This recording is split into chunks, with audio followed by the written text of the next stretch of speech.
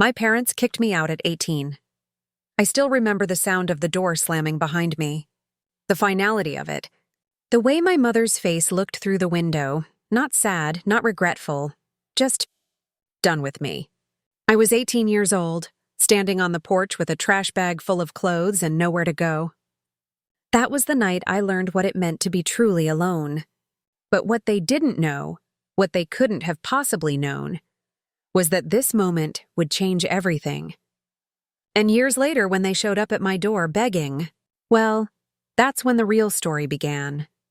If you've ever felt abandoned, replaced, or underestimated, stick with me through this story. Hit that like button, drop a comment below telling me if you'd ever forgive someone who threw you away, and subscribe because you're not going to believe where this goes. The night they kicked me out wasn't random. It wasn't some explosive fight where I'd done something terrible. No, it was calculated. Planned. My mother had been dropping hints for months, but I was too naive to see it coming. It started the day my father remarried. I was 16 when Dad brought Veronica home. She was elegant, polished, and came with a daughter exactly my age, Sierra. From the moment they moved into our house, everything shifted. Suddenly, I wasn't the daughter anymore. I was in the way. Sierra got my room, the bigger one with the bay window I'd begged for since I was 12. I got relocated to the basement guest room that smelled like mildew and had a tiny window near the ceiling. When I complained, Dad just said, "Amber, be reasonable. Sierra's adjusting to a new home. This is temporary." Temporary became permanent real fast.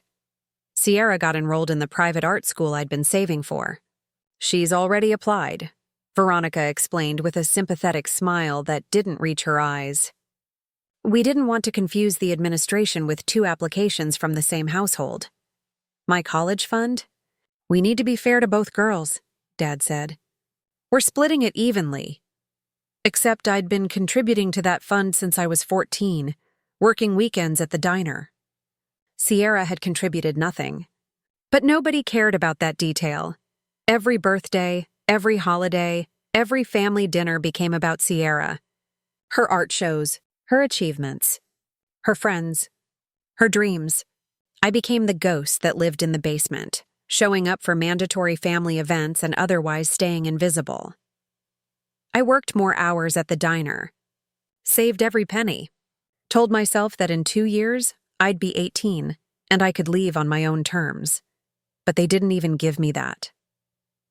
2 months after my 18th birthday, Veronica sat me down at the kitchen table. Dad was there too, but he wouldn't look at me. That should have been my first warning. "Amber, honey," Veronica began, and I hated how she called me honey, like we were close, like she cared. "Your father and I have been talking. You're an adult now, and we think it's time you started building your own life." I stared at her. "I'm still in high school. I graduate in 3 months. Yes, and we're so proud of you," she continued, still smiling. "But Sierra needs her own space. She's struggling with anxiety, and the therapist says having the house feel less crowded would really help her mental health." My mouth fell open. Are you asking me to leave?" Dad finally spoke, his voice quiet. "We're giving you a start, Amber. We have $500 for you and $500? I couldn't breathe. "That's it? 18 years and you're handing me $500 and showing me the door?" "We're not throwing you out," Veronica said, her voice getting firmer. "We're helping you launch into independence. Lots of 18-year-olds live on their own. You have a job. You're resourceful. You'll figure it out." I looked at my father, really looked at him, searching for the dad who used to take me for ice cream on Sundays, who taught me to ride a bike, who promised he'd always be there for me. He looked away. "When?" I whispered. "This weekend would be best," Veronica said. "Sierra's therapist says the sooner we make changes, the better for her recovery." I wanted to scream. I wanted to flip the table. I wanted to ask my father how he could let this happen. But I saw it in his eyes. He'd already made his choice. He chose his new wife. He chose Sierra. He didn't choose me. That Friday, I packed my life into 2 trash bags and a backpack. I had $188.47 saved from the diner, my college fund that They'd split with Sierra had been cleaned out months ago for her art, supplies, and therapy needs. The $500 they gave me felt like hush money. Sierra watched me pack. From my old bedroom doorway. "I'm sorry," she said, and she actually looked sad. I didn't know they were going to do this. I didn't respond. What was there to say? Dad drove me to a motel on the edge of town. The whole ride was silent except for the radio playing some cheerful pop song that felt obscene given the circumstances. When we pulled up to the dingy building with the flickering neon sign, he finally spoke. "You'll be okay, Amber. You're tough. Always have been." I got out of the car without a word, grabbed my bags from the trunk, and walked to the motel office. I didn't look back. I didn't wave. I just left. That was the last time I saw my father for 7 years. The motel room cost $180 a week. I could afford exactly 3 weeks, and then I'd be homeless. I lay on that scratchy bedspread that first night, staring at the water-stained ceiling, and made a choice. I wasn't going to survive. I was going to succeed. I finished high school while working double shifts at the diner. I graduated with honors, not that anyone from my family showed up to see it. I moved into an apartment with 3 roommates, splitting a 2-bedroom place that was barely bigger than my old basement room, and I worked. God, did I work. Mornings, I waitressed at a breakfast place. Afternoons, I took online community college courses. Evenings, I bartended. Late nights, I taught myself coding through free YouTube tutorials and library books. I slept 4 hours a night. I lived on ramen and store-brand cereal. I didn't date. I didn't party. I didn't do anything except work and learn and build. One of the bartending regulars was an older man named Tom, a retired tech entrepreneur. He'd sit at the bar, order 1 whiskey, and work on his laptop for hours. After a few months of small talk, he asked what I was learning. Python, JavaScript, some basic web development, I told him while wiping down the bar. I want to build apps eventually. He looked at me differently after that. You have a portfolio? I laughed. I have 3 half-finished projects on a laptop that crashes every 10 minutes. The next week, Tom brought me a used MacBook. I'm not giving it to you, he said before I could refuse. I'm investing in you. Build something worth seeing, show it to me, and we'll call it even. That laptop changed my life. I spent every spare moment coding. My first app was simple. A budget tracker specifically designed for people living paycheck to paycheck, because I knew that life intimately. It had features the expensive apps didn't. How to split groceries with roommates, which bills to pay first when you're short, local food bank locations, free entertainment options. I showed it to Tom 6 months later. He was quiet for a long time, clicking through the features. Then he looked up at me and said, "How much money do you need?" What? To quit the second job. To focus on this full time. How much? I did the math in my head. $2,000 a month. For 6 months. To build it out properly, market it, see if it can actually work. Tom pulled out his checkbook. You'll pay me back when you're profitable. Not before, and I want 5% equity. My hands shook as I took the check. $12,000. A fortune. A lifeline, why? I asked. He smiled. Because 30 years ago, someone took a chance on me. I'm just passing it forward. Don't make me regret it. I didn't. The app launched 8 months later. It wasn't an overnight success. Those don't exist outside of movies. But it grew. Slowly at first, then faster. Word of mouth in communities that actually needed it. Press coverage from a small blog that led to a bigger blog that led to a local news feature. Within a year, I had 100,000 users. Within 2 years, I had 1 million tech companies started calling. They wanted to buy the app, wanted to acquire the user base. I said no to the first offers. They were insulting, honestly. Less than what I'd need to even pay back Tom, let alone build a life. But then a bigger company called.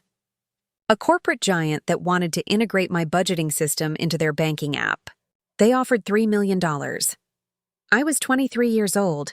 I countered with $5 million and retained rights to develop future versions independently.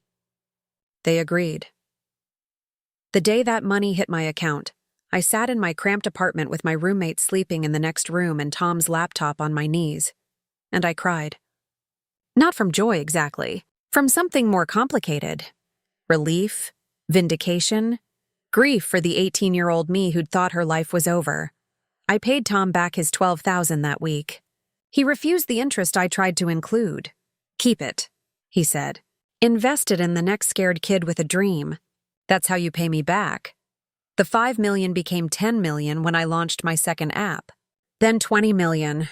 Then I stopped counting because the numbers stopped feeling real. I bought a house. Not just any house, a mansion in the hills overlooking the city, with floor-to-ceiling windows and a home office bigger than my entire first apartment. I hired a housekeeper not because I needed one, but because I could. I drove a Tesla, I wore designer clothes, I donated to shelters and mentorship programs for teens aging out of foster care. And through it all, through every success and milestone, not once did I reach out to my father. Not once did I check in on Sierra or Veronica. They'd made their choice 7 years ago. I'd made mine too. I thought I'd moved on. I thought I didn't care anymore. And then, on a random Tuesday afternoon, my doorbell rang. I was on a video call with my CFO discussing Q3 projections when my housekeeper Maria knocked on my office door. Miss Amber, there are people at the door. They say they're your family. My heart stopped.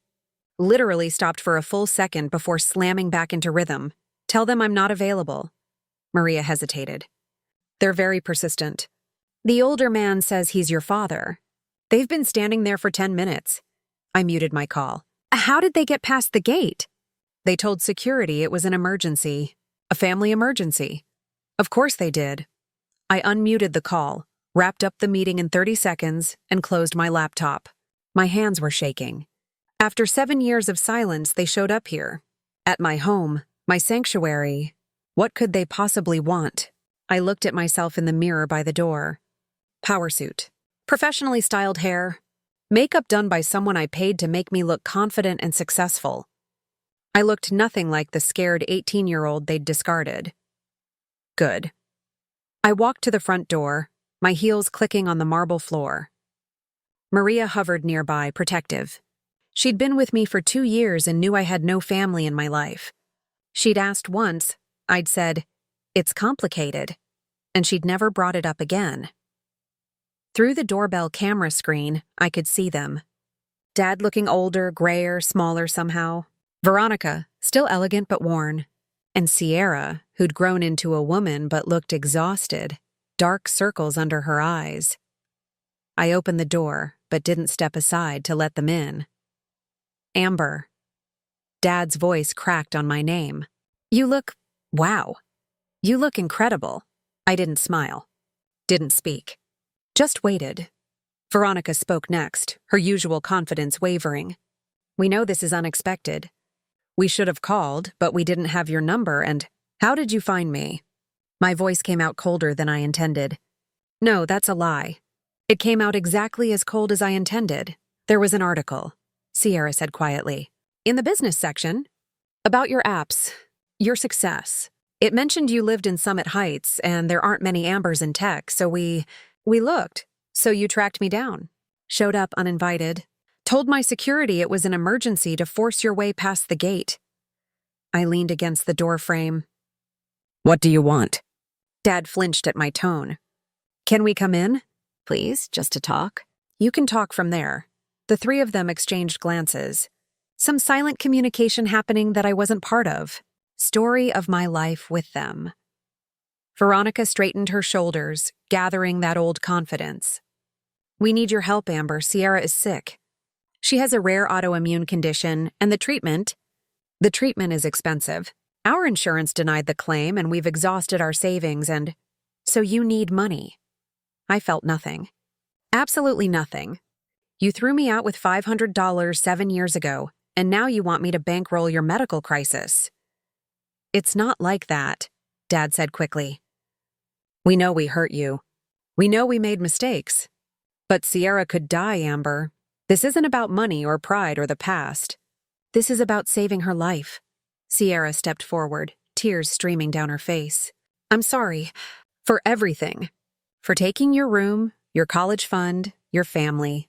I was a kid, and I didn't understand what Mom and Dad were doing was wrong. But I'm begging you now. I'm so scared, Amber. I'm only 25 and I don't want to die. And there it was. The guilt trip. The emotional manipulation. Because how could I refuse? How could I let someone die just because of old family drama? Except it wasn't just drama. It was abandonment.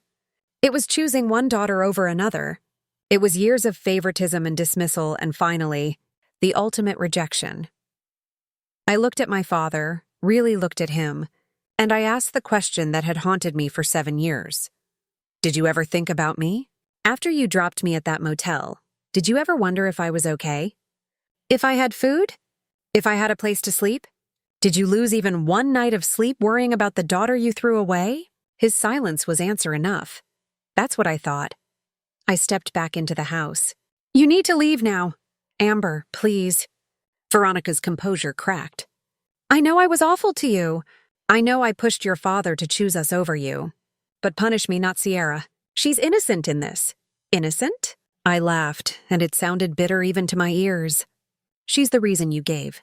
Sierra's anxiety, Sierra's needs, Sierra's mental health. Every decision, every rejection, every time you pushed me further away, it was all for Sierra.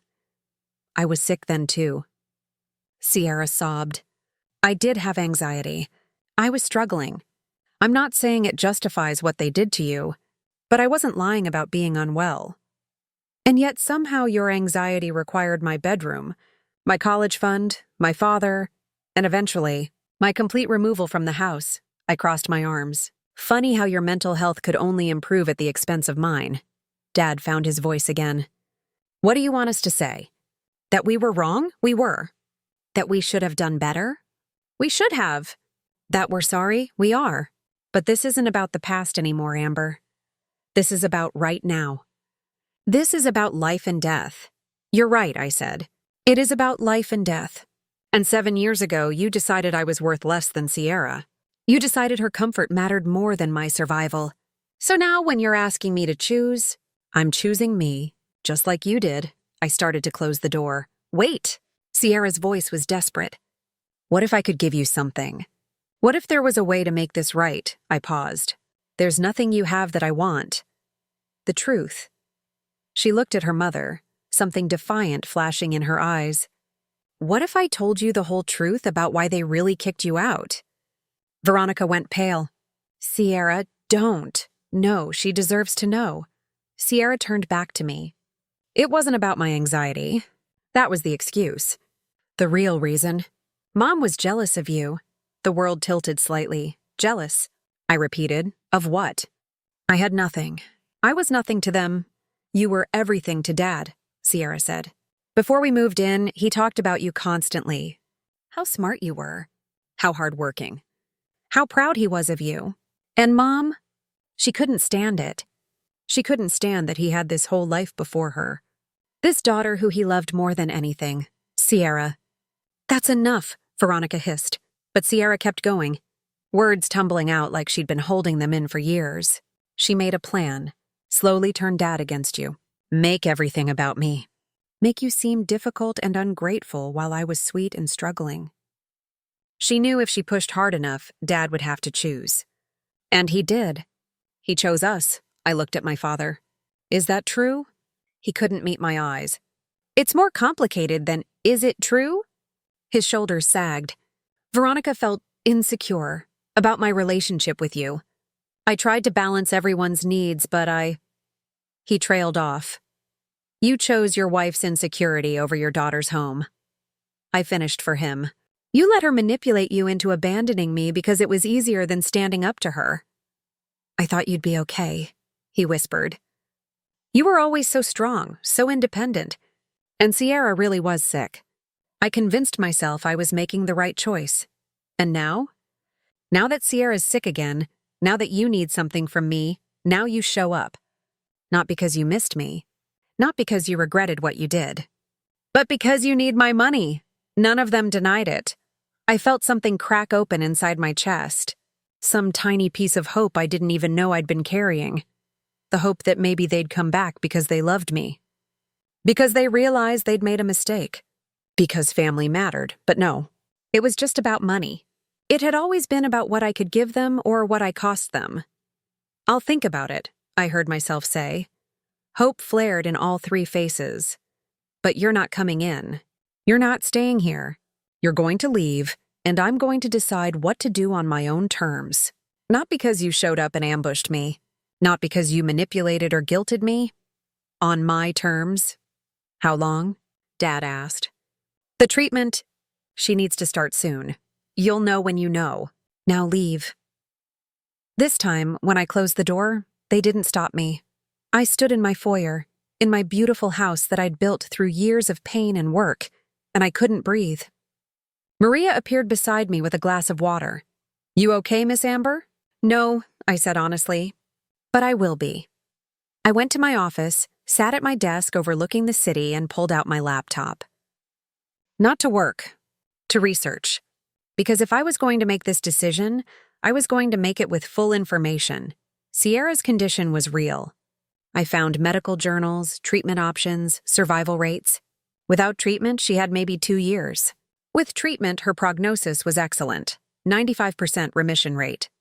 The treatment cost $300,000 up front, plus ongoing care. To me, that was pocket change. I spent more than that on my car. But it wasn't about the money, was it? It was about what giving them that money would mean. Would it be forgiveness?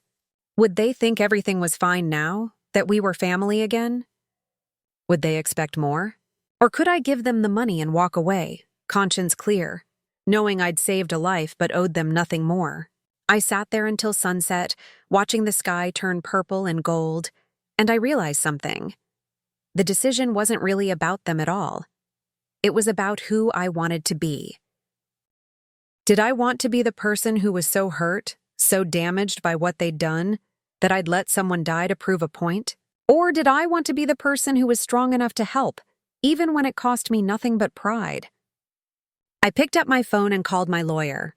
"Marcus, I need you to draw up some paperwork. A one-time payment of $350,000 to cover medical expenses, but with conditions. Very specific conditions." As I outlined what I wanted, I felt something settle in my chest. Not peace exactly, but certainty I wasn't doing this for them. I was doing this for me, for the girl who'd been thrown away but had refused to stay down, for the woman I'd become who didn't let old wounds dictate her choices. The papers would be ready tomorrow. I'd have Maria deliver them. No face-to-face meeting. No emotional scene. Just a legal contract and a decision. And then finally, I'd be free of them. Or so I thought. Because what I didn't know, what I couldn't have known as I sat there making my careful, rational decision, was that giving them that money would open a door I'd never be able to close again, and what waited on the other side would destroy everything. The contract was delivered at 9 a.m. the next morning. Maria drove it personally to the address my father had left. A modest apartment in a neighborhood that used to be middle class, but had seen better days. I watched the doorbell camera footage from my office as Maria handed over the envelope to Veronica, who answered in a bathrobe, looking confused. "What is this?" I heard Veronica ask through the audio feed. "From Miss Amber. She requests you read it carefully and have it reviewed by an attorney before signing." Maria didn't wait for a response. She turned and left, professional as always. I'd given her a bonus that morning for handling my family drama with such grace. The contract was simple.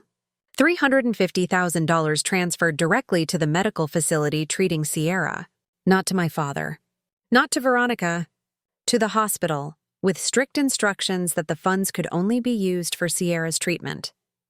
In exchange, they would sign a legal agreement acknowledging this was a one-time gift, not a loan, with no expectation of repayment. They would agree to zero contact with me for a minimum of 1 year following Sierra's treatment completion.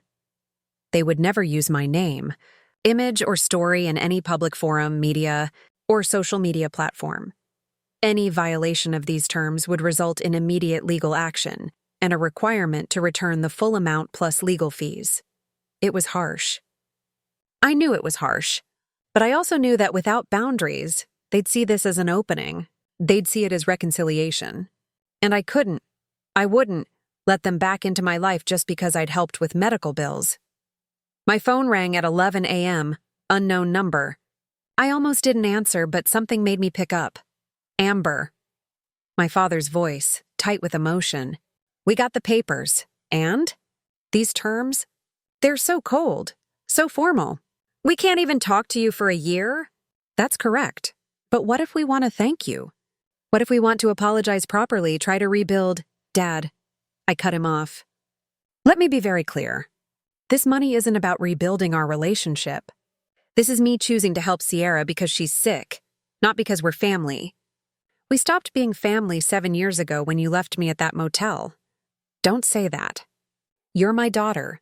You'll always be my daughter. Biologically? Sure. But in every way that actually matters? No, I'm not. I kept my voice steady, clinical. You have a choice. Sign the papers, get the money, save Sierra's life. Or don't sign, and figure it out on your own. But those are the only two options. Veronica thinks we should refuse. She says you're being manipulative, using Sierra's illness to punish us. I laughed. Actually laughed. Veronica thinks I'm being manipulative? That's rich coming from the woman who spent 2 years systematically erasing me from my own father's life. She's changed. We've both changed. We've had a lot of time to think about what we did and a year of no contact. That's the deal. Take it or leave it. Can we at least see you? One time to talk face to face before we sign? No. Amber, please, you have 48 hours. After that, the offer expires. I hung up. My hands were shaking. I hated how he could still do that to me. How he could still make me feel like the desperate 18-year-old begging for scraps of love and attention. But I wasn't that girl anymore. I'd built walls for a reason. They signed the papers at hour 47. Maria picked them up, had them notarized, and delivered them to my attorney. The money was transferred that afternoon. Sierra would start treatment the following week. I thought that was the end of it. I really did. For 3 months, I heard nothing. My life went back to normal. Work, investments, mentoring young entrepreneurs through the foundation I'd started. I dated a venture capitalist named Derek for a few weeks, until I realized he was more interested in my portfolio than my personality. I bought a vacation home in Bali. I lived my life. And then the article came out. I was having coffee with my marketing director when my phone started blowing up. Text after text, email after email, all with the same link. Local woman's rags to riches story. From homeless teen to tech millionaire, and why she refuses to help her dying sister. My blood went cold. The article was in a mid-sized online publication known for viral human interest stories. And there, plastered across my screen, was a photo of Sierra in a hospital bed looking frail and heartbreaking. Next to it, a photo of me from a tech conference looking polished and wealthy. I read with growing horror. Sierra Martinez, 25, is fighting for her life against a rare autoimmune disorder. Her treatment could save her life, but at a cost her family simply cannot afford. What makes this story particularly tragic is that Sierra's stepsister, tech entrepreneur Amber Chen, is worth an estimated $45 million, but has allegedly refused to help with medical expenses. She won't even return our calls, says Sierra's mother, Veronica Martinez. We understand there's been family tension, but we never imagined she'd let her own sister die over old grudges. According to the family, Amber was asked to leave the family home at 18 after ongoing behavioral issues and family conflict. Now, years later, with Sierra's life hanging in the balance, they reached out hoping for reconciliation and help. I just want to talk to her, Sierra said from her hospital bed. I know we had problems when we were younger, but I thought family meant something. I guess money changes people. The article went on, painting me as a cold, heartless millionaire who'd turned my back on my dying sister. There were quotes from anonymous sources about how difficult I'd been as a teenager, how I'd caused problems in the family, how I'd always been jealous of Sierra. Not one word about them kicking me out. Not one word about the real story. Not one word about the $350,000 I'd already given them, because of the contract. The contract I'd made them sign that prevented me from defending myself publicly without breaching their confidentiality. They'd found a loophole, They could trash me publicly, but I couldn't respond without violating the agreement and potentially being able to demand the money back, which would only make me look worse. It was brilliant. In a horrifying way, my phone rang. "Marcus, my attorney. Tell me you're seeing this," he said without preamble. "I'm looking at it right now." Can they do this? Don't they violate the contract by talking to the press? I'm reading it now. They're very careful. They never mention that you gave them money. They're not technically using your name to profit. The article doesn't mention any fundraising.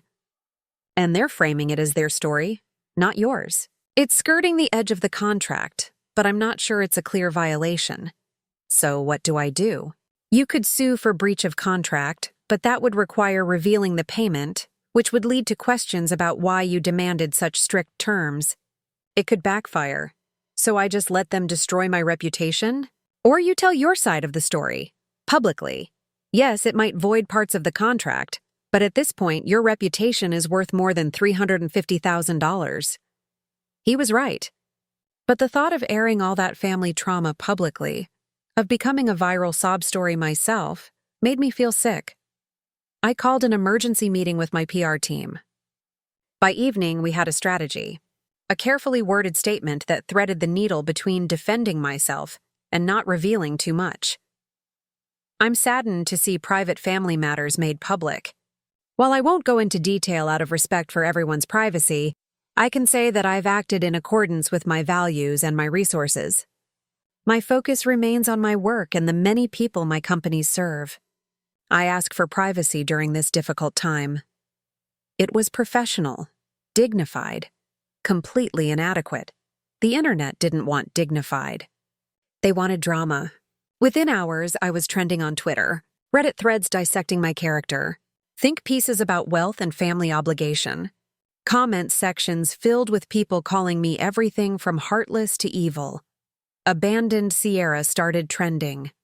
A rival tech blog dug up every business decision I'd ever made, framing them as evidence of my ruthlessness, that I'd fired people, that I'd been aggressive in negotiations, that I'd once sued a competitor for patent infringement.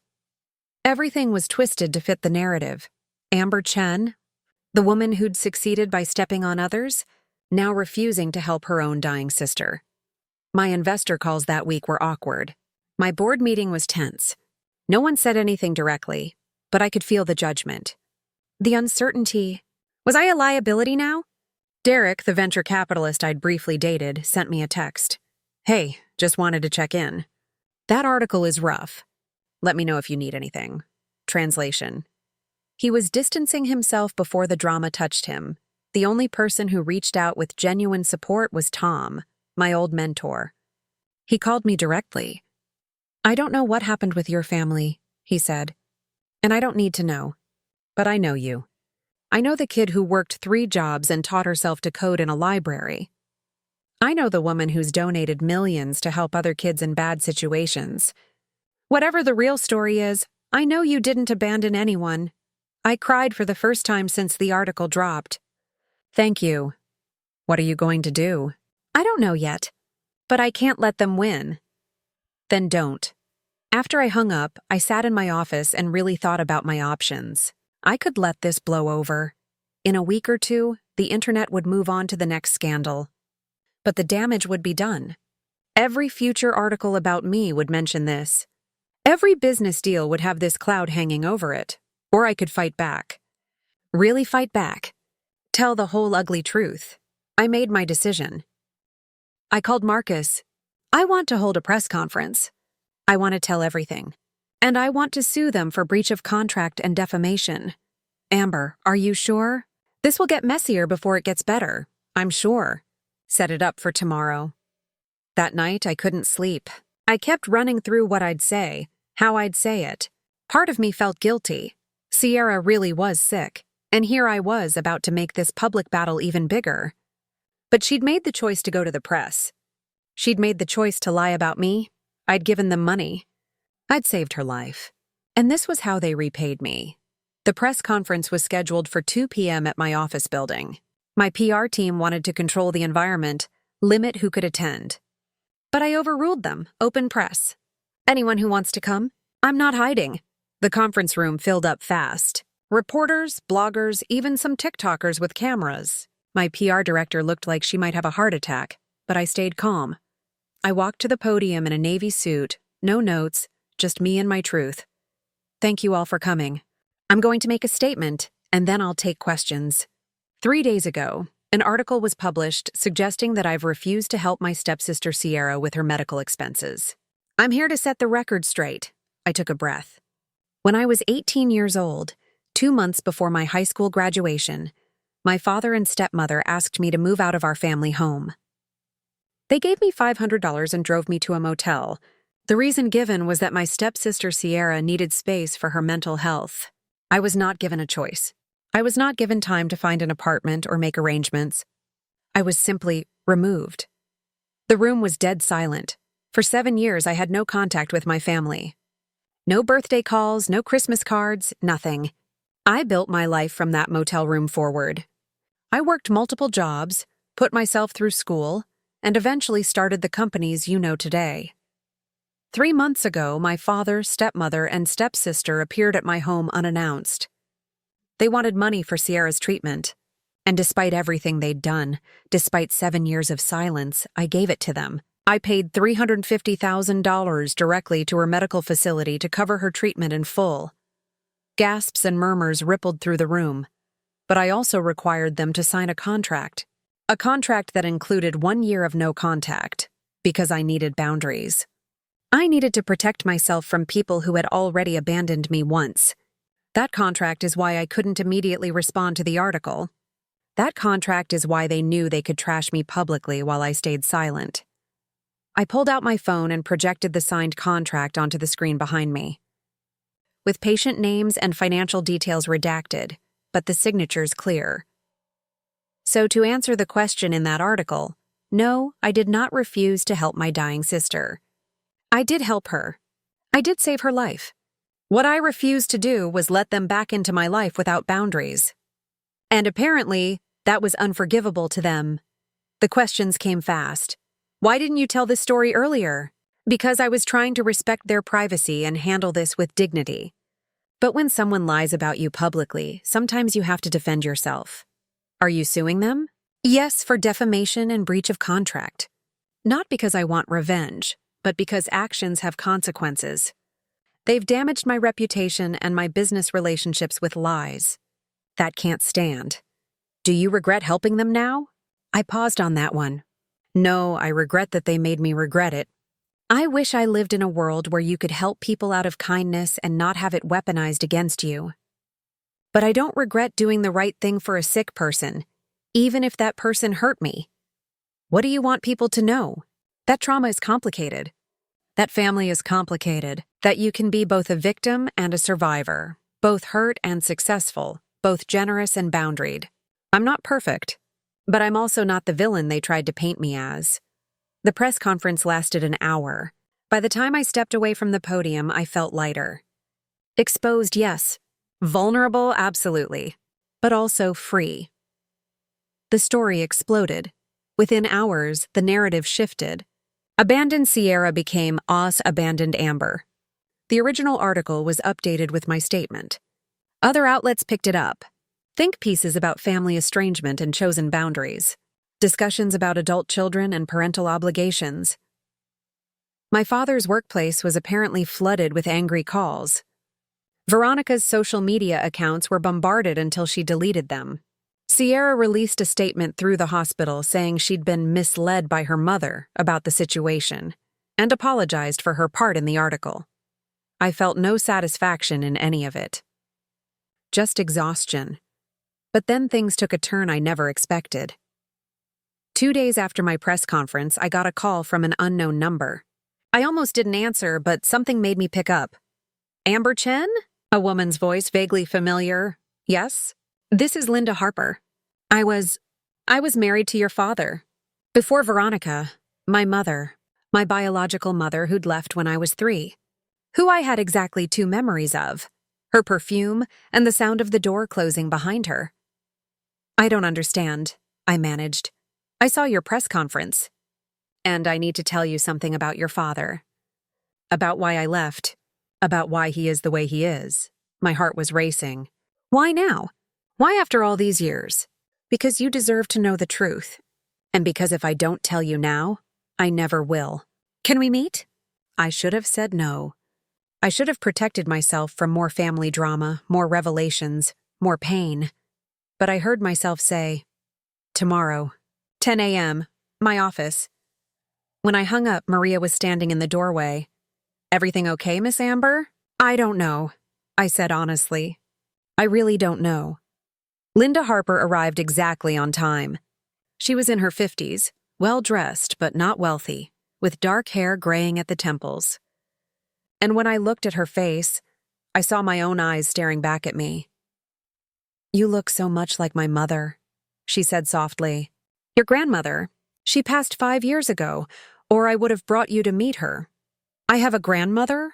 The words felt strange. I thought I had no family at all. Had. And an uncle. My brother. Cousins. A whole family that your father kept you from. She sat down carefully, like she was afraid I'd ask her to leave. Can I tell you what happened? The real story? Please, Linda took a breath. I was 22 when I had you. Your father was 25. We were young, in love, completely unprepared for a baby. But we tried. For 3 years, we really tried. But your father, he was controlling, obsessively so. He wanted to dictate everything. How I dressed, who I saw, how I raised you. When I pushed back, he'd threaten to take you away from me. He'd say I was unfit, unstable. I felt cold. This was not the father I remembered from my childhood. It got worse after my mother tried to intervene. She saw the signs of abuse, emotional, not physical, but abuse nonetheless. She helped me make a plan to leave and take you with me. But your father found out. And She stopped, collecting herself. He told me if I tried to take you, he'd destroy me in court. He'd paint me as mentally ill, a danger to you. He had money for lawyers. I had nothing. And back then, courts usually sided with the father if he could prove the mother was unstable. So you left me with him? I couldn't keep the bitterness out of my voice. I left you with him, or he'd have made sure I never saw you again anyway. At least this way, I thought I could stay in your life. He promised supervised visitation, but then he moved across the state and changed his number. Every attempt I made to contact you was blocked. Every letter returned. I tried to take him to court, but I couldn't afford the legal fees. By the time I'd saved enough money, you were 7, and he'd convinced you I'd abandoned you by choice. Tears were streaming down her face. I thought about showing up at your school. I thought about kidnapping you back. I thought about so many things. But I was terrified I'd make it worse. That he'd move again, change your name, and I'd lose you completely. So I gave up. And I've hated myself for it every day since. I didn't know what to feel. Anger, relief? Grief for the relationship we could have had? Why are you telling me this now? Because when I saw that press conference, when I heard what he did to you, kicking you out for his new daughter, I realized he's the same man he always was. He's still controlling. Still choosing one person over another to maintain his power. Still destroying anyone who doesn't fit into his perfect picture. And you thought I'd want to know that my mother abandoned me because she was scared? That's supposed to make me feel better? No, Linda's voice was steady. I thought you'd want to know that his pattern of abandonment started long before you. That it's not about you being unlovable or wrong or not enough. It's about him being broken. We sat in silence for a long moment. Do you have proof? I finally asked. Of any of this? She pulled out a folder. Inside were letters, dozens of them, all addressed to me at various addresses over the years, all marked return to sender. There were court documents showing her attempts to get visitation. Photos of her at my elementary school's fence line, too afraid to approach but unable to stay away. A lifetime of trying, documented in paper. I'm not asking for forgiveness, Linda said. I'm not asking for a relationship. I just wanted you to know the truth, and to tell you that I'm proud of you. Everything you've built, everything you've become, you did that despite 2 parents who failed you spectacularly. I looked at this stranger who was my mother, who had my eyes in my grandmother's face, who maybe, possibly had actually tried. I need time, I said, to process this. To verify things, to figure out if I can trust you. That's fair. She stood to leave, then paused. One more thing. Your father is about to lose his job. The company he works for doesn't like controversy, and this story has made him controversial. And Veronica is leaving him. I have a friend who knows her sister, and apparently she's already contacted a divorce attorney. How do you know all this? Because I've been quietly keeping tabs on him for 22 years. Making sure he didn't hurt anyone else the way he hurt us. I know it's probably creepy, but I couldn't just let go completely. After she left, I sat at my desk for hours, reading through the letters she'd left. Letters to a daughter she'd lost. Birthday messages I never received. Apologies I never heard. Maybe she was lying. Maybe this was another manipulation, but something in my gut said it was real. My phone buzzed. A text from an unknown number. Please. We need to talk. We're losing everything. Dad lost his job. Mom left. Sierra's treatment is working, but we have no money for aftercare. We're going to lose the apartment. I know you hate us, but please. We're family. It was from Sierra. I stared at that message for a long time. They'd thrown me out with $500 and no plan. They'd lied about me publicly. They'd tried to destroy my reputation when I wouldn't dance to their tune. And now they wanted more? Now they wanted me to fund their lives because their own choices had consequences? I typed back, "You violated the no contact clause. Consider our contract terminated. You owe me $350,000 plus legal fees. My lawyers will be in touch." 3 dots appeared. Disappeared. Appeared again. You can't be serious. You'd really do this? Sierra could relapse without aftercare. Sierra's treatment is complete according to the hospital records that are public. Everything else is your responsibility. You made your choices. Live with them. I blocked the number. Was I being cruel? Maybe. But I'd learned something these past few weeks. There's a difference between being kind and being a doormat. There's a difference between helping someone and letting them destroy you. I'd already saved Sierra's life. I'd already done more than they deserved. And if they were facing consequences now? Well, welcome to the world they'd thrown me into at 18.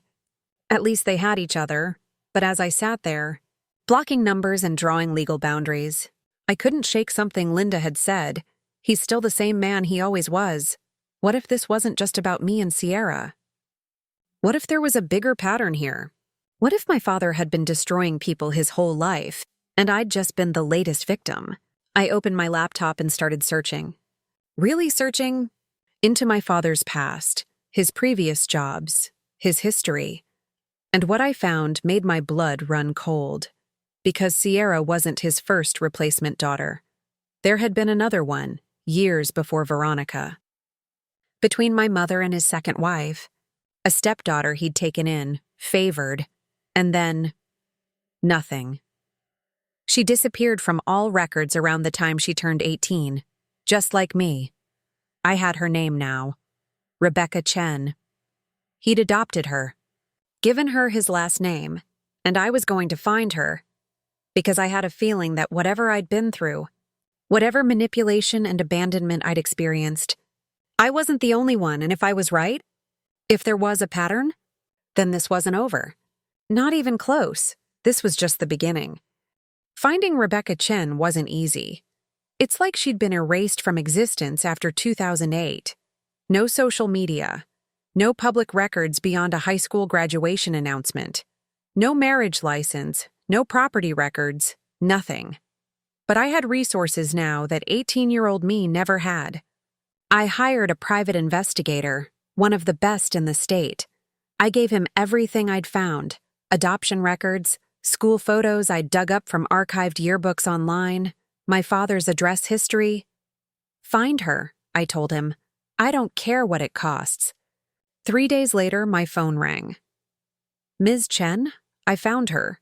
But you're not going to like what I discovered. My chest tightened. Is she alive? Yes. She's alive. But she's been living in a women's shelter in Oakland for the past 3 years. Before that, she was homeless for nearly 2 years. Before that, he paused. Before that, there are scattered records, arrests for petty theft, a stint in rehab. It's not a good story. Send me everything. And the address of the shelter. I stared at the file he emailed over for hours. Rebecca's story was there in fragments. A high school honor student adopted at 15 when my father married her mother. Then, at 18, suddenly nothing. A gap of months, then the slow descent. Arrests, failed jobs, addresses that changed every few months until there were no addresses at all. It was my story, but worse. So much worse. Because I'd had anger to fuel me. I'd had spite and determination. But Rebecca? The notes from a court-appointed therapist I'd found buried in the records suggested she'd internalized everything. Believed she deserved it. Believed she was worthless. I looked at her most recent photo, a DMV picture from 2 years ago.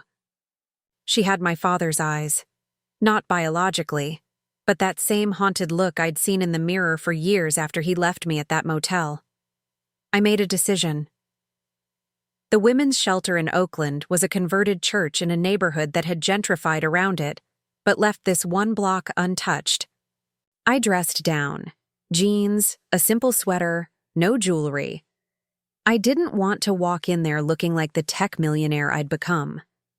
The woman at the front desk was kind but cautious. Rebecca Chen, can I ask what this is regarding? Family matter. I'm her. I guess I'm her stepsister. Former stepsister. It's complicated. The woman studied me for a long moment. Rebecca doesn't get visitors. Ever. She might not want to see you.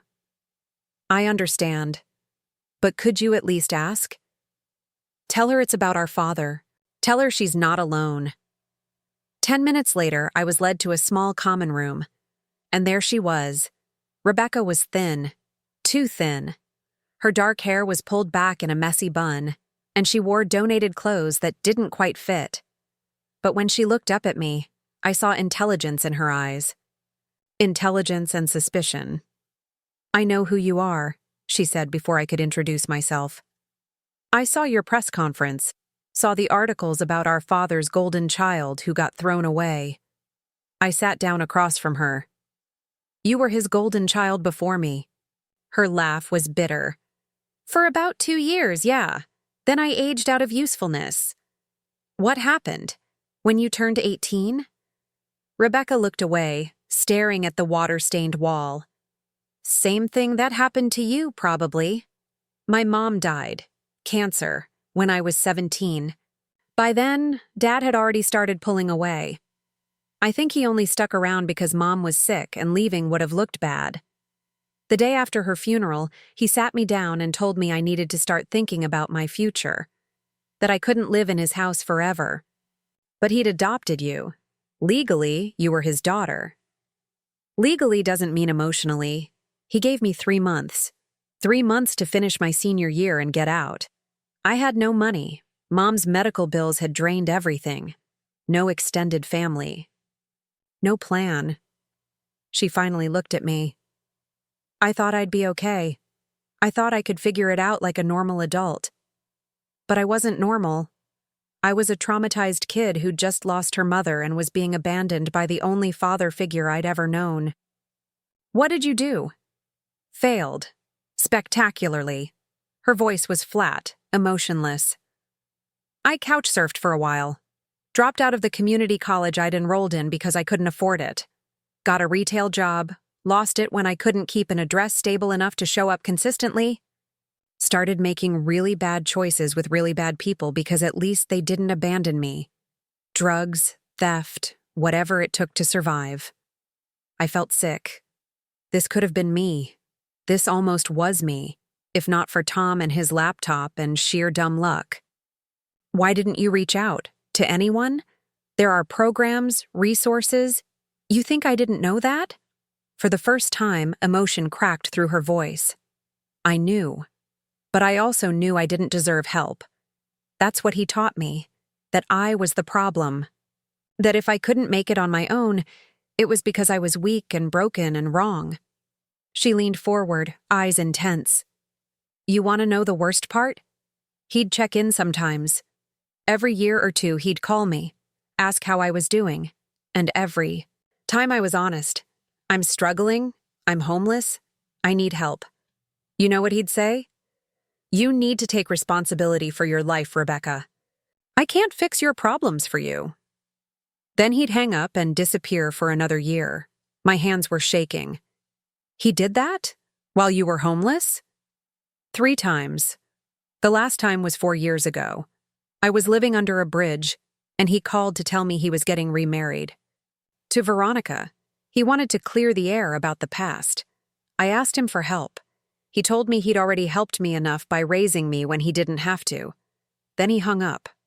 She wiped her eyes roughly. I tried to kill myself that night.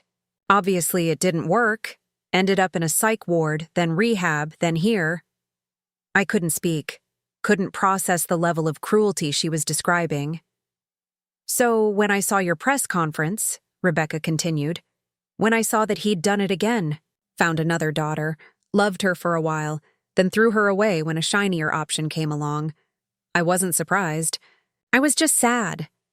Sad that you had to learn what I learned, that his love has conditions, that those conditions are impossible to meet, that eventually everyone disappoints him and everyone gets discarded. There might be others, I said quietly. Before you, I'm looking. Rebecca's eyes widened. You think this is a pattern? You think he's been doing this his whole life? I think we need to find out. Over the next week, Rebecca and I worked together. She moved into a hotel. I paid for a month up front and wouldn't hear any arguments about it. You're helping me, I told her. This is payment for consultation. With her memories and my resources, we started digging into our father's past. Every marriage, every relationship, every job he'd left suddenly. What we found was chilling. Before Rebecca, there had been another stepdaughter, Jennifer. She'd been 12 when my father married her mother. By the time Jennifer was 17, her mother had died in a car accident. Jennifer went into foster care because my father refused to continue her guardianship. She was adopted by another family eventually, but the records showed she'd spent a year in the system first. Before Jennifer, there was Michael, a stepson from my father's first marriage to my mother. I'd never known I had a stepbrother. Michael was 19 when my mother left, and according to records, he'd tried to maintain a relationship with me. But my father had blocked it, claiming Michael was disturbed and a bad influence. We found Michael living in Seattle, working as a carpenter. When I called him, he was silent for a full minute after I introduced myself. Amber, he finally said. Little Amber, I tried to find you for years. I thought he might have hurt you. I thought. He stopped. What happened? Why are you calling? Me now? Because I'm finding out our father has a pattern, and I want to know your story. Michael's story was familiar by now. Favored stepson, good grades, promising future. Then my mother left, and suddenly Michael was troubled. My father had pushed him out gradually. Criticism, isolation, emotional withdrawal. By the time Michael was 21, he'd left on his own because staying was too painful. He told everyone I was on drugs, Michael said. That I'd stolen from him. That I was violent. None of it was true. But who was going to believe the kid over the respected father? I lost jobs over it. Lost friends. It took me years to rebuild my life. 4 stepchildren, 4 different mothers. Same pattern every time. Love bomb the new family, favor the stepchild, then systematically destroy them when they were no longer useful or when the marriage ended. He's a narcissist, Rebecca said as we compiled our findings. Classic pattern.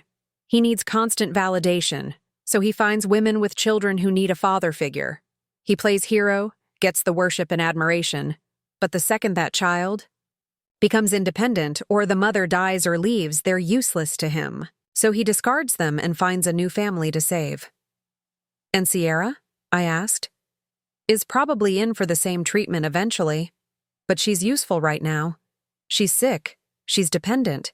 She makes him look like a devoted father. The second she gets better and doesn't need him anymore? Watch. He'll find a reason she's disappointing. I thought about that article, about how quickly they'd turned on me when I didn't dance to their tune, about how they'd tried to destroy my reputation to manipulate me into giving more. Rebecca was right. This wasn't about love.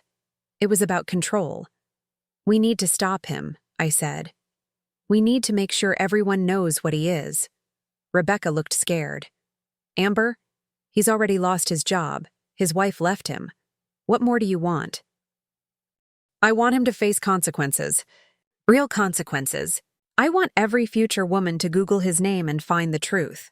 I want Sierra to know what's coming so she can protect herself. I stopped. I want him to feel what we felt. Exposed, alone, helpless. Michael, Rebecca, Jennifer, we all agreed to go public together. To tell our stories in a coordinated interview. To create a record that couldn't be ignored or explained away. The interview was arranged with a major news outlet known for investigative journalism. They wanted to verify everything first, of course. Spent 2 weeks checking records, interviewing sources, building the case.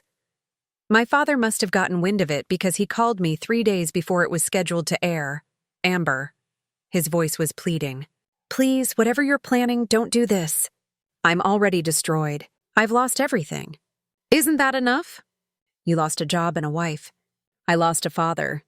Rebecca lost years of her life. Jennifer lost her childhood. Michael lost his reputation. What you've lost doesn't even compare. I know I made mistakes. I know I hurt people. But I'm still your father. You're not my father. You're the man who abandoned me when I needed you most. And then you came back when you needed me. That's not a father. That's a user, please. He was crying now. Actually crying. Sierra is falling apart. She's talking about suicide. She can't handle more stress. If you do this interview, if you destroy what's left of our family's reputation, it could kill her. And there it was. The final manipulation. Using Sierra's mental health as a weapon, just like Veronica had used it to justify kicking me out. Then maybe you should have thought about that before you spent decades destroying vulnerable people, I said coldly. Tell Sierra if she needs help, she can call the suicide prevention hotline. You certainly know how to use therapy as an excuse when it benefits you. Amber. I hung up. The interview aired on a Wednesday night. Prime time. Rebecca, Michael, Jennifer, and I sat together, professionally filmed, telling our stories in sequence. Showing the pattern, showing the documents, letting the timeline speak for itself. The host, an experienced journalist named Patricia Williams, didn't sensationalize it. She didn't need to. The facts were damning enough. Mr. Chen declined to be interviewed for this piece, Patricia said at the end, but we did receive a statement from him. He says, and I quote, I have made mistakes as a parent and step-parent. I deeply regret any pain I've caused. I am seeking therapy to understand my shortcomings. I ask for privacy as my family heals. Patricia paused, looking directly at the camera. But when 4 separate individuals, across 3 decades, tell the same story of manipulation and abandonment, that's not a mistake. That's a pattern. That's a choice. The response was immediate and massive. The interview went viral within hours.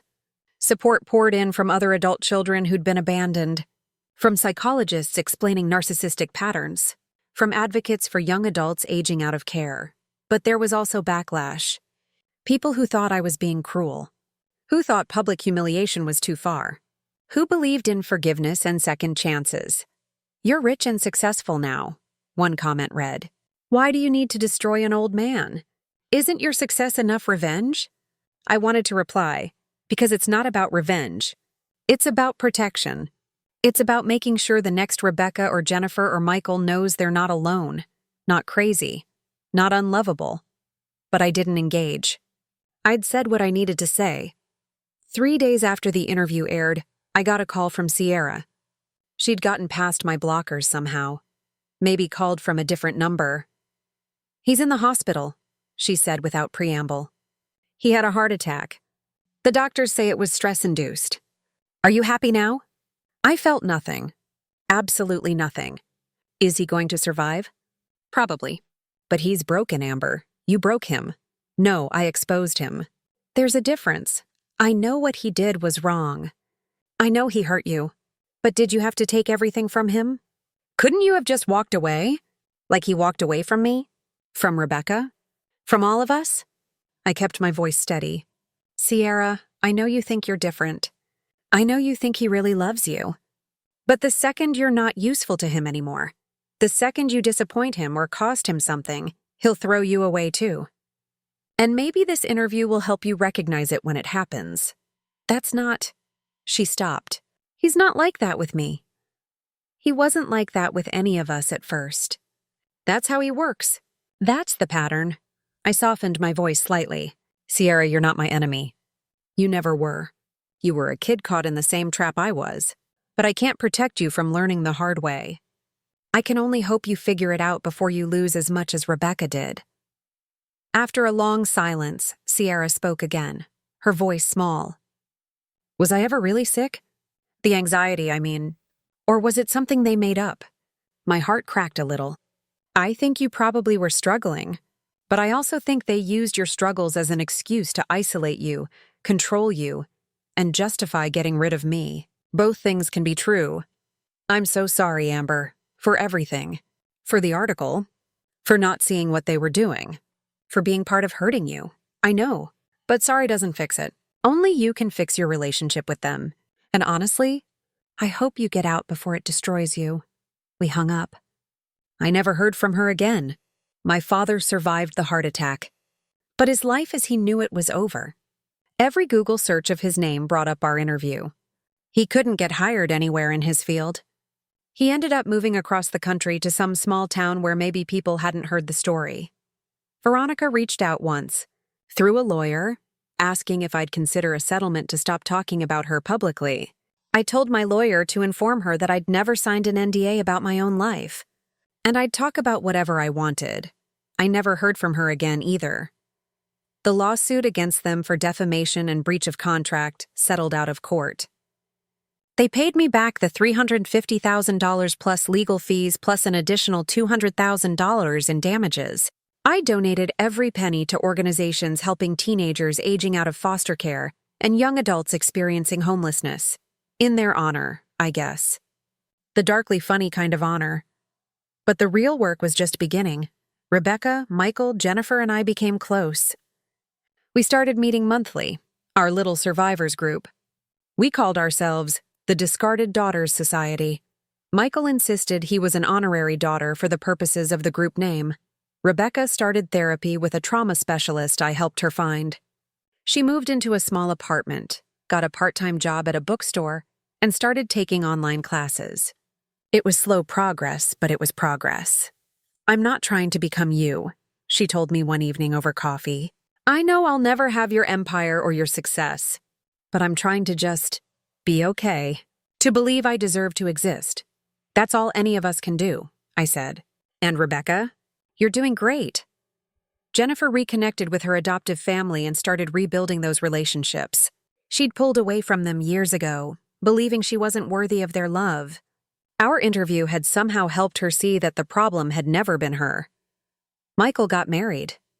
He invited all of us to the wedding, and we sat together in the front row, this makeshift family of survivors.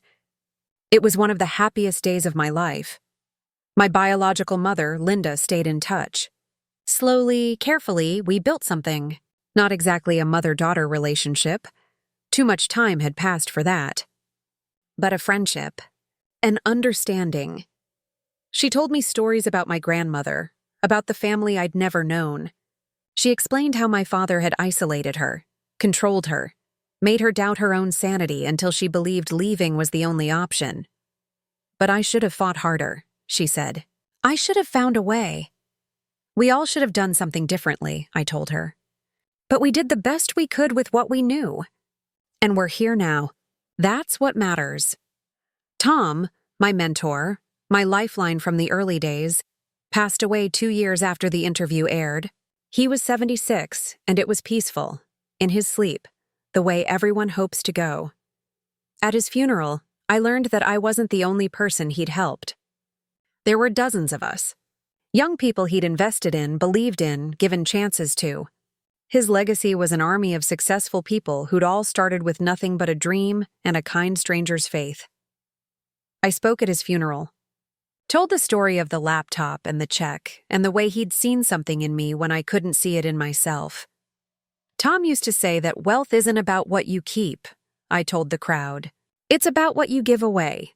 He gave away his time, his money, his faith, and in return, he got to watch dozens of people become the best versions of themselves. That's the only investment that really matters. I started a foundation in his name, the Tom Morrison Second Chance Fund. It provides grants, mentorship, and resources to young adults who've been abandoned by their families. No strings attached. No complex applications. Just, do you need help? Here's help. Rebecca became the first program director. She understood the population in a way I never could. I know what rock bottom looks like, she told applicants during interviews, and I know what it takes to climb out. Let me help you. 5 years after that press conference, I got a letter. Handwritten on plain paper, forwarded through my lawyer because the sender didn't have my personal address. It was from my father. Dear Amber, I don't expect you to read this. I don't expect you to respond. But I needed to write it anyway. I've spent the last 5 years in therapy. Real therapy, not the performative kind I used to suggest everyone else needed. And I've learned things about myself that are hard to face. I am a narcissist. I have a pattern of using people until they stop serving my needs, then discarding them. I have destroyed countless lives because I valued my own comfort and image over actual love. You were right about everything. I can't undo what I did. I can't give you back your childhood or your innocence or the years you spent thinking you were unlovable. I can't fix Rebecca or Michael or Jennifer. I can't even fix Sierra, who barely speaks to me now because she finally saw the pattern you warned her about. But I can't acknowledge it. I can say clearly, for the record, it was never your fault. None of you were the problem. I was. I'm not asking for forgiveness. I don't deserve it. I'm just asking that you know I see now what I was too broken to see then. You were always enough. You were always worthy. You were always lovable. I was just too damaged to love properly. I'm sorry. I know that's inadequate. I know that doesn't fix anything. But it's all I have to give. Your father, though I know I have no right to that title anymore. David, I read the letter 3 times. Showed it to Rebecca and Michael and Jennifer. We sat in my living room, this weird family of survivors, and discussed it. Do you think he means it? Rebecca asked. Does it matter? Michael countered. Even if he's genuinely remorseful, it doesn't change what happened. But isn't growth what we want? Jennifer said quietly. Isn't that the whole point? That people can change? I thought about it for a long time. I think people can change, I finally said. But that doesn't mean we owe them access to us. He can grow and heal and become better. That's great for him. But I don't need to be part of that journey. I don't need to forgive him or absolve him or witness his transformation. So what are you going to do? Rebecca asked. Nothing. I'm not going to respond. I'm not going to engage. I'm just going to let him sit with his guilt and his growth, and I'm going to keep building my life. That's all I can do. And that's what I did. I never responded to the letter, never reached out, never followed up to see if he was really changing or if it was another manipulation, because the truth is, it didn't matter. My healing wasn't dependent on his apology. My worth wasn't tied to his recognition. My life was mine, built from rubble and spite and determination and the occasional kindness of strangers. Years later, at a tech conference, a young woman approached me. She was maybe 22, nervous, clutching a worn copy of an article about my journey. Ms. Chen, I'm sorry to bother you, but I wanted to thank you. I'm part of your foundation's second cohort. I aged out of foster care last year, and your grant gave me enough to get an apartment and start community college and just breathe. And your interview, the one with your siblings, it helped me understand that my parents leaving wasn't about me being broken. It was about them.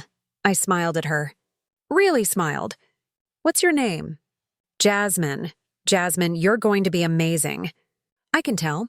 And 10 years from now, when you're successful and thriving, I want you to find someone else who needs help and pass it forward. That's how we break the cycle. She nodded, tears in her eyes. I will. I promise. As I watched her walk away, I thought about 18-year-old me, standing outside that motel with a trash bag and $500 and no idea how to survive. I thought about all the versions of me that had existed since then. The waitress, the bartender, the coder, the entrepreneur, the millionaire, the survivor, the advocate. All those versions had led here. To this moment. To this life. Was it perfect? No, I still had nightmares sometimes.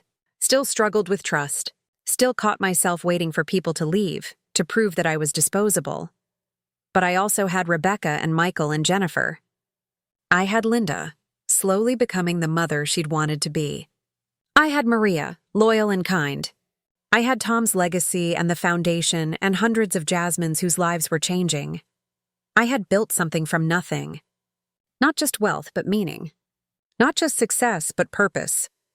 My parents had kicked me out at 18, and years later, they'd knocked on my mansion's door, and I'd answered.